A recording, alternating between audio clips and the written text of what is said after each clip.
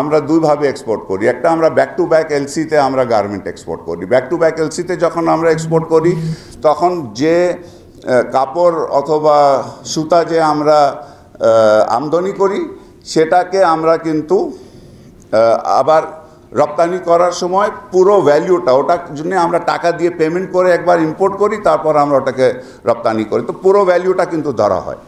আরেকভাবে আমরা রপ্তানি করি, সেটা হইল যখন কাপড় আর সুতা আমাদেরকে বিনামূল্যে আমাদের বাইরেটা পাঠিয়ে দেয়, যেটার জন্য আমরা টাকা দিতে হয় না, তখন যখন এক্সপোর্ট হয় বাইরেটা আমাদেরকে শুধু যেটা সিএমটিটা, কস্ট অ্যান্ড মেকিং চার্জ যেটা আছে, শুধু সেটাই আমাদেরকে তারা রেমিট করে।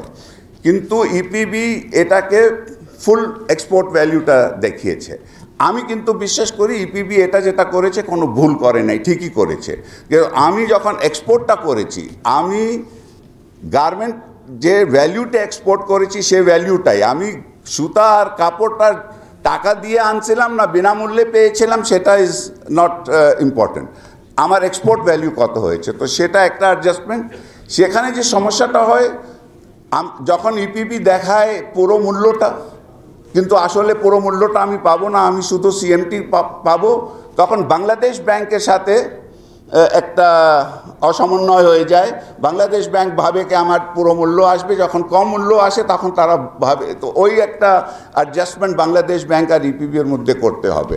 আর যেটা ভুল ইপিবি করেছিল সেটা ছিল আপনার আমাদের ইপিজেড থেকে যে রপ্তানিটা হয় দেশের ভিতরে, ওটাকে ওনারা একবার রপ্তানি ধরেছেন, আবার সেই কাপড়টাকে যখন গার্মেন্ট করে আমরা আবার রপ্তানি করি, আবার সেটাকে রপ্তানি ধরা হয়, তো এটা ডাবল কাউন্টিং হয়ে গেছে। এখন জন্ম সনদ দিয়ে খোলো বিকাশ স্টুডেন্ট অ্যাকাউন্ট, নিজের বিকাশ নিজে কর।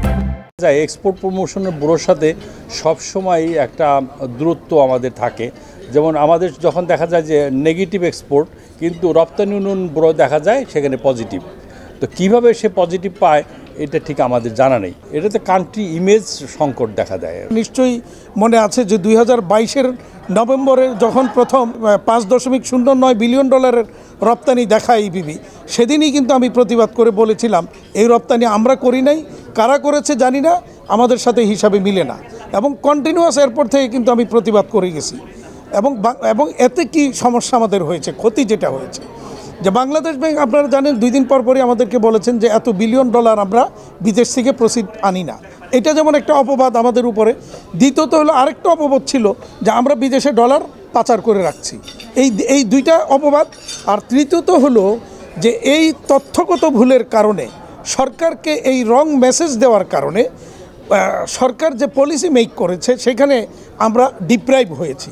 কারণ সরকার যখন দেখে যে রপ্তানি তো ভালো হচ্ছে, গ্রোথ তো ভালো হচ্ছে, তখন পলিসি একরকম। আর যদি সরকার দেখতো যে আমাদের গ্যাপ মানে ডিক্লাইন করছে 15%, 20%, তখন কিন্তু পলিসিটা আরেক রকম হতে পারতো।